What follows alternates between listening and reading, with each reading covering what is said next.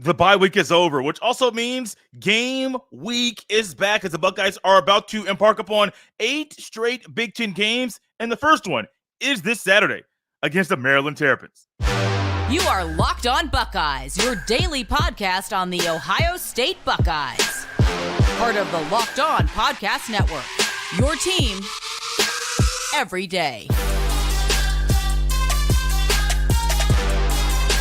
What is up, Buckeye fans? Welcome back to another episode of Locked On Buckeyes for the Locked On Podcast Network. I am your host, Jay Stevens, also the host of the Jay Stevens Podcast. It is Monday, October 2nd in the year 2023, and today's episode is brought to you by our friends at FanDuel Sportsbook, official sportsbook of Locked On. Make every moment more. Right now, new customers can bet $5 and get $200 in bonus bets guaranteed. Visit FanDuel.com/LockedOn today to get started. During today's episode, we will discuss the benefits of the Buckeyes having an early bye week and do the Buckeyes miss Kevin Wilson.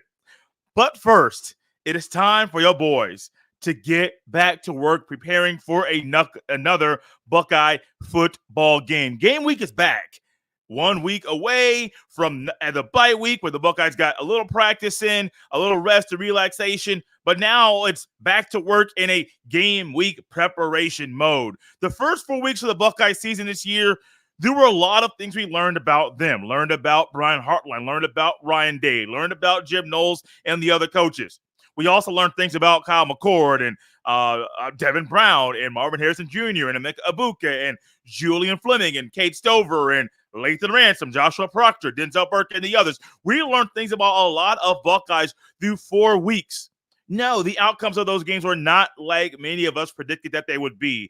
I thought there would be more scoring from both teams in the showdown between Ohio State and Notre Dame. I expected the Buckeyes to score 50-plus against Indiana and against Youngstown State. Western Kentucky is one of those games. You feel them out in the first quarter and a half of play. The next thing you know, the defense starts to squeeze the life out of that orange. The next thing you know, offense boom, defense turnover here, defense scores a touchdown. Next thing you know, the Buckeyes are up big over a Western Kentucky team, which offensively has a lot of firepower. So we learned a lot about this team. But the next 8 games will be nothing like the first 4. I could even say there will be a more intense game than the game against Notre Dame. That'll be the game against Michigan. You probably want to have an opponent that has the caliber of talent that Western Kentucky or even Youngstown State does. I'm pretty sure every Big Ten team has better talent. Maybe not overall. Maybe not, let's say, better offensive talent, but overall talent than Western Kentucky. And Youngstown State is not in the realm of conversation into being anywhere close talent-wise to other Big Ten teams. However, Indiana's one of those teams. Indiana's not good, but they're also going to be a good measuring stick. Is that a right phrase to use? They're going to be a good way for you to measure. Okay, that's maybe a little bit better. Measure how maybe some of the bottom level, lower level Big Ten teams might be against you. Tom Allen, the Indiana head coach, is a defensive-minded coach, whose offense is really struggling. Talent is not there. But my guess is there are other Big Ten teams this year that might do some of the same similar things that Indiana did to try to keep the ball out of the Buckeyes' hands and to try to do what is needed to make a muddy picture for Kyle McCord so he cannot throw the ball all across the yard. All those things are true. But it's time to get back to work. I have seen in some circles and some conversations that Kyle McCord is in the Heisman Trophy conversation. Okay, great. That might be true. Some say top 10. Great, cool. We've only embarked upon the first month of the season. There's a lot of ball left to play. October is where you really find out more about who you are, what you're made of. And then November, the pretenders go away and the contenders emerge, not just for games like the Big Ten championship game or to even make the playoff or to win the Natty, but also if you're going to contend to win a postseason award, the Heisman, the Walter Camp Trophy, the Doak Walker, the Bronco Nagurski, the Dodd Trophy for the Coach of the Year, whatever it might be, that's where you start to separate yourself. So some say November is for contenders, not the pretenders, whatever it might be, whatever phrase you want to utilize. We're going to learn a lot about this team over the next 4 games. Maryland, Purdue, Penn State, Wisconsin.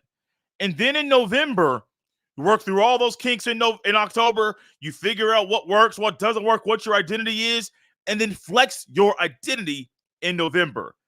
It's all going to be capitalized it's all going to come to a head November 25th, Thanksgiving weekend. The Buckeyes play the Michigan Wolverines. Yes, it is October. Yes, we talk about this game all year long. Yes, I hear people that come up and say, hey, sometimes people look ahead to certain games on shows and as coaches, and you should not do that. And I understand.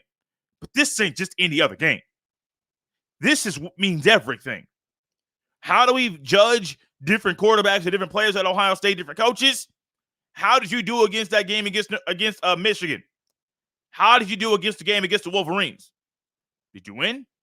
Did you lose? If you're a head coach, did you have did you have more wins than losses? Did you have more losses than wins? If you have more losses than wins, how many losses did you have? What do we say about C.J. Stroud? Phenomenal thrower of the football. Can't take that away from him. And even some of his numbers in the NFL confirm that statement. What also do we say about C.J. Stroud? Now, I also say that I take this as something that a lot of people say, but also there is a narrative out there, and there's some truth to it, that wins and losses is not a quarterback stat, which is true. But a big narrative about C.J. Stroud is that he never led the Buckeyes to beat the Wolverines. Didn't happen. That is a talking point out there. In those games, I see the numbers. I see what he did. You would still say, hey, I would like a whole lot more, want a little bit more from Stroud in some of those big-time moments. It's not all on him, though. When he's on the field, there's 10 other guys on the field with him. There are a total of 22 starters, offense and defense, and that's not counting the guys that are at the top of the list in the special teams category. And so that game means everything. You can't put that entire loss on Stroud's shoulders, but that's a big narrative. How did you perform against the Wolverines? And for Kyle McCord, Ryan Day, Brian Hartline, Jim Knowles, and the others, people are going to be looking at that game. You could be undefeated 11-0. If you don't perform well, if you're not prepared for that game, there are going to be some serious and heavy conversations about the coaches and players on this Buckeyes team. Since a deja vu over the past couple of years, we don't want to feel that same feeling again. Let's get back to how things were under Urban Meyer and under Ryan Day's first time coaching against the Wolverines. Come in there and you beat them down over and over, play after play after play. The Buckeyes are back in game preparation mode as they prepare for 8 straight Big Ten games, which the first one comes this Saturday. A homecoming matchup against the Maryland Terrapins. Coming up next, we will go over why the Buckeyes bye week coming early in the season is a major benefit to them. That's coming at you next here on Locked On Buckeyes. This episode is brought to you by our friends at Athletic Brewing. Now time for your game changer of the week, brought to you by Athletic Brewing Company. Much like the Buckeyes bye week, Athletic Brewing has completely changed the non-alcoholic beer game. They make non-alcoholic beers that actually taste good. Now, why is the bye week, the Buckeyes bye week, the Athletic Brewing Company game changer of the week? Because, man, the timing of this is ideal. Is perfect. You go through that tough, hard-fought, fierce battle with Notre Dame, walking off the field, you're like, man, I ain't never been hit that hard consecutively, play after play in my life. You need this time of year, this week right here, to rest your body up for what's coming at you this Saturday and throughout the rest of the season in Ohio State's football schedule. Athletic Brewing Company has completely changed the non-alcoholic beer game. They make non-alcoholic beers that actually taste good. Their brews are great tasting and award-winning and beat out full-strength beers in global competitions. You can find Athletic Brewing Company's non-alcoholic beers at a store near you or buy online at athleticbrewing.com. First-time customers can use Locked On to get 15% off your first online order. That's code LOCKEDON at checkout for 15% off at athleticbrewing.com. Near beer, exclusions and conditions apply. Athletic Brewing Company, fit for all time. Thank you for making Locked On Buckeyes your first listen or first watch of every single day. Your Ohio State Buckeyes return to the football field this Saturday against the Maryland Terrapins at 12 p.m. noon.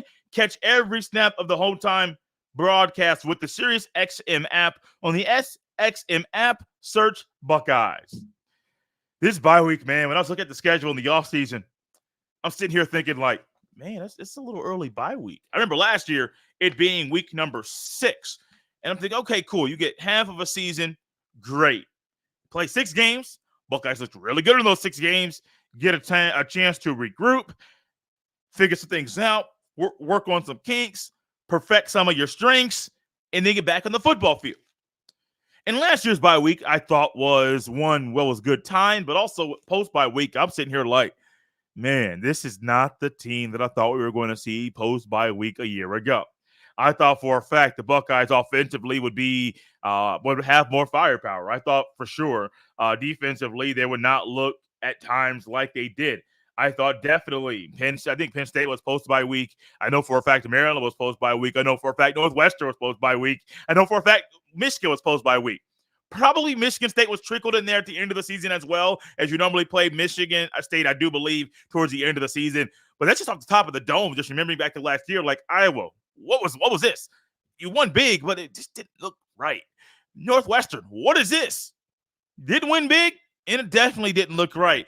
Maryland, good football team, but definitely thought you would get a whole lot more. Michigan, late game mental lapses that can't happen over and over. Sitting here wondering what in the world is going on. But this year's bye week comes earlier in the season after the Buckeyes played 4 games. And it's not just that they played 4 games and it's a bye week. It's kind of what you went through. A lot of growing pains. Offensive line was one of the biggest issues in the early portion of the season. And after that game against Notre Dame, which they played better, didn't play up to par. I'm not going to sit here and say that the Buckeyes O-line is up to the standard right now. I'm not that kind of analyst, and I think if I did make that kind of statement, numerous people would hop in that YouTube comment section, maybe get an email or two and say, hey, yo, bro, you wrong. And I would say, oh, my bad. Like, hey, I got that one wrong, y'all. The O-line needs work. As good as the defensive line has played, there are things that can be tweaked to improve that group as well. Linebackers, they can do. Hey, they can improve. Secondary can improve. Everybody can improve. And so, as I say, there are 4 quarters in a football schedule in college football. 3, 6, 9, 12. 3 games is 1 quarter. After the first 3 quarters of the season for the Buckeyes team, I'm sitting here looking at, okay, Indiana was one thing. Youngstown State was one thing. Western Kentucky was a whole lot better. How can we not do what the Buckeyes did early in the season to improve upon what we saw against Western Kentucky? Great. Then you get into the second quarter of the Buckeye season. It's a game against Notre Dame. Top 10 on the road in Notre Dame Stadium. I believe this is only the 3rd time the Buckeyes and Notre Dame have played inside Notre Dame Stadium. Now, I know it's the third time the Buckeyes have played a road game at Notre Dame. I don't know the history of Notre Dame Stadium to know if it was up in 1930. Was it 35, 36, 34? I forget the exact year that the Buckeyes played at Notre Dame for the very first time. So forgive me. Just the history of the stadium is not something that's at the top of my mind right now. But we are looking at a game. Remember that some people were able to watch the game in the 90s. We all remember what we watched over a couple weeks ago. We're looking at a team in the Buckeyes that this bye week is coming at the perfect time. Physically, you need this week to relax and to rest. I mean, physically, you just got beat up. Even in a win, I heard numerous Ohio State reporters that were at the game that were saying, man, watching those guys walk off the field, you could tell they took a beating in that game. And recently, in some of the high school football that I have covered, remember a game a couple weeks ago. I'm not saying schools' names, but I remember being on the home sideline for this one and watching a player who was a Mr. Do-It-All for this football team walk off the field. Beat. He got beat over and over. And I'm not saying like beat with a belt. Like, I'm not saying he's getting beat with foreign objects. I mean, just the beating that the other team was putting on him. He was like, man, this stuff hurts. Walking off gingerly, walking off, kind of limping a little bit. Now, he went back in the game, But I'm sitting here looking at and realizing this is a physically grueling, mentally taxing matchup that he's in the part of. Same thing goes for the Ohio State Buckeyes. Just a little bit ratcheted up, more intensity than a Friday night high school football game. The Buckeyes need this time to regroup, to relax, to rest their bodies, but also, I say regroup, figure out what works for you. What is your identity? Figure out some of these short yardage situations and issues that we're going to discuss tomorrow and going further into the week to discuss, hey, as good as things have been, some things need to change. And I mentioned short yardage because I was listening to, I don't know if it was the podcast or Kings of Columbus, the podcast, the other Kings of Columbus. I don't believe it was Buckeye Talk at this time, but there was one of the Buckeyes podcasts I was listening to talking about the short yardage situations and the Buckeyes' lack of desire to call a QB sneak. 4th and 1, 3rd and 1. If you can't get your center and 2 guards and your quarterback to get 1 yard when you just shorten that the split between the guard and the center and you step down and you move forward, add 3 or 4 people as a unit of 1. If you can't figure that out, buddy, I got some questions. Because as an offensive lineman, former offensive lineman, excuse me, I loved those moments. It was almost a badge of pride to say, hey, look, hey, we're going to do this on the side of the count as a center, former center here. The quarterback will hit the right side of my right hip or right butt, whatever, his hand. Yeah. He would hit the right side of my leg and snap the ball. He would go in, and what would happen?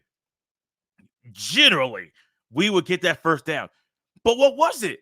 Guard on my right side, guard on my left side. What is it? Hey, us 3 together gotta get it in. Us gotta dig deep to just get 1 yard, maybe half a yard. That's it. That's all we gotta get. And that's one thing in short yard situations. Maybe this week the Buckeyes figure out, hey, here's what we haven't called these plays that a lot of times we might think will work. And here's how we can implement that into our playbook. It's not really hard to implement a quarterback sneak. I'm not trying to overthink it. It's a QB sneak. 1, make sure your center and your quarterback can consistently and successfully do a snap under center all the time.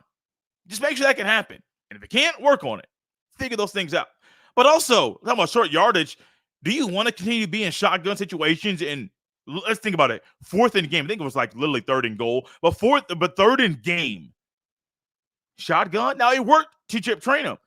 But wouldn't it be a little bit better for your team if you were under center in that situation and a short yardage scenario in that game?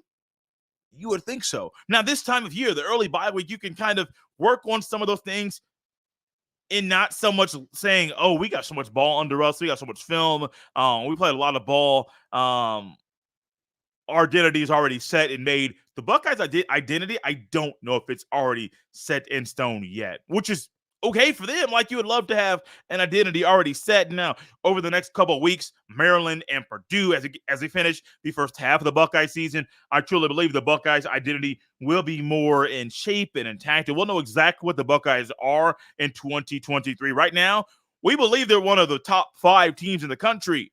Also, right now, some say top 4. Also, right now, I do believe there's a lot of improvement this team can make over the next few weeks before getting into the final month of the regular season. Coming up next, I was watching some football on, I believe it was Thursday or Friday, and one thought entered my head about Kevin Wilson. We'll dive into that next here on Locked On Buckeyes.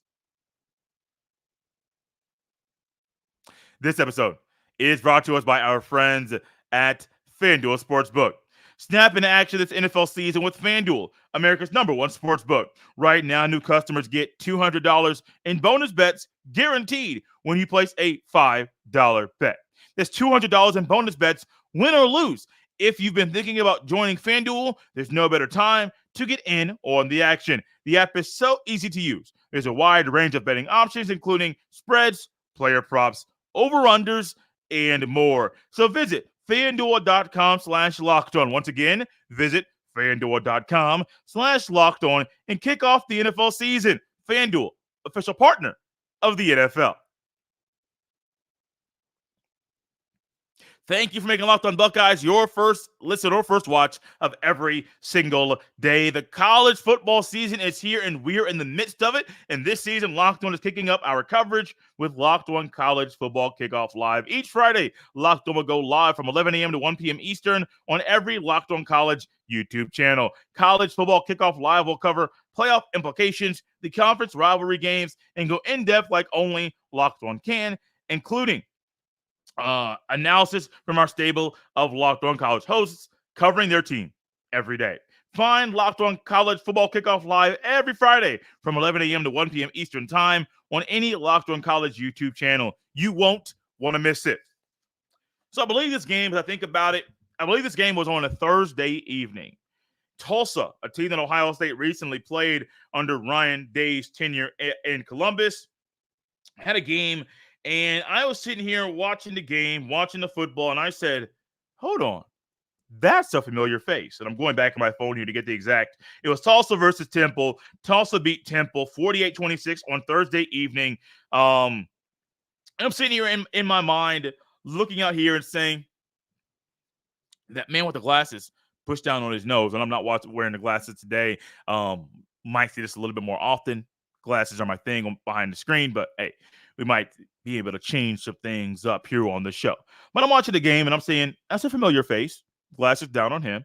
Tulsa, a team that the Buckeyes recently played, that the Buckeyes almost lost to. I think it was a couple years ago. And Kevin Wilson is a coach. Really, really, really good. Now, by the numbers, Tulsa's offense on Thursday evening, 244 total passing yards, 3 passing touchdowns, 289 rushing yards on 53 rushing attempts, which is a lot. 5.5 yards a carry and 3 rushing touchdowns. I say all that to go back and look at this one thought about Kevin Wilson. Kevin Wilson is a long-time college football coach. Before coaching at Tulsa, he coached at Ohio State from 2017 to 2022. He was head coach of the Indiana Hoosiers from 2011 until 2016. He was on Oklahoma's coaching staff from 2002 until 2016, also had stints at Northwestern and Miami of Ohio, high school coach at in North Carolina, in North Carolina A&T, and other stops along the way. Kevin Wilson's one of those coaches. I do believe it's one of the best or better offensive minds in the sport. Not saying he is Chip Kelly in that mindset that he had at Oregon and at USC. Some of the things Ryan Day does now currently with the Buckeyes offense, he picked up from Kevin Wilson from Wilson's time there in Columbus as the offensive coordinator / tight ends coach. But I remember when he was at Oklahoma, when he was at Indiana, when he was at Ohio State, just his stops basically over the past 20 years. What did you always find? Oklahoma, good offensive line, good running game. What did you have at Indiana? An offensive line that was better than some other Indiana offensive lines, but a good running game. A running game that almost propelled the Hoosiers to beat the Buckeyes in 2015 when the Hoosiers hosted the Buckeyes on that Saturday there, and I do believe that was in October. I was at the game. I'm sitting here like, hey, I don't know if it was Tevin Coleman, Jordan Howard, whoever it was. That back was good. And who was on the sidelines? Kevin Wilson.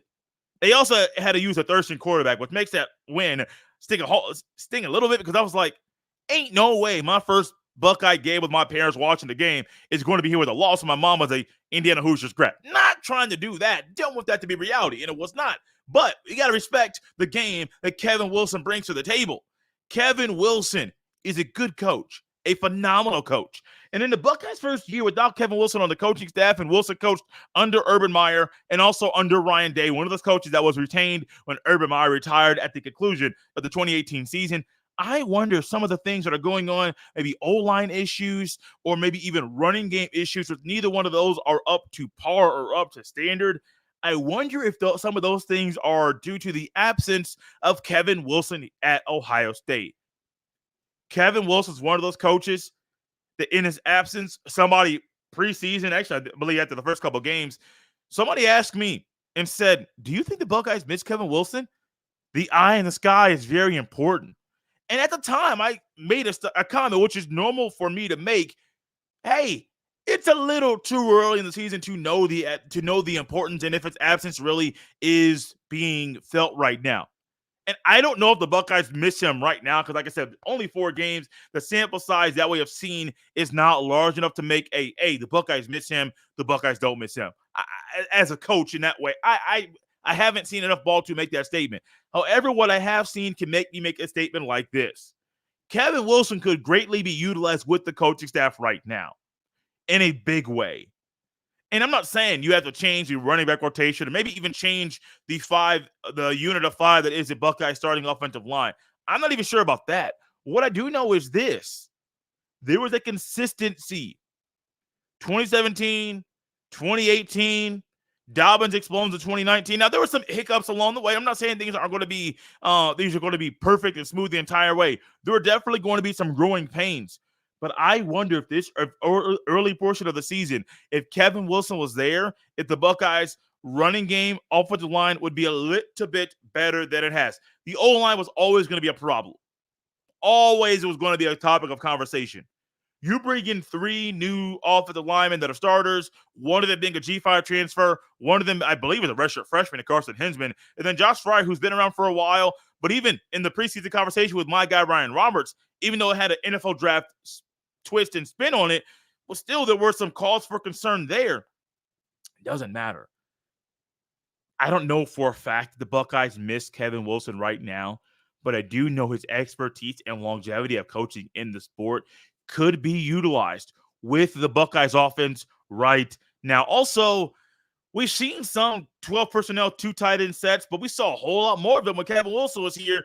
Is that because of the lack of trust in a backup tight end? Now, G. Scott Jr., good tight end. Not the best inline blocker yet. Not saying it can't happen, but yet. Joe Royer, not in that backup spot. So I truly wonder. Tight end situation. Kevin Wilson was a tight ends coach, not only at Ohio State, but also at Oklahoma.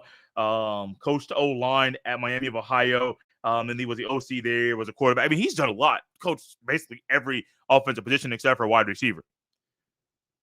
His absence might be felt, and it might be something we might be talking more about over the next few weeks. Out of here on a Monday, Buckeye fans. You can follow me on X at jstevens07. You can send all of your emails to jstevens317@gmail.com. We will be back tomorrow, and then Wednesday, Thursday, and Friday, continuing our preparation for the Buckeyes return to the football field as they have a game Saturday against the Maryland Terrapins. This has been Locked On Buckeyes here on a Monday. I'll see you next time.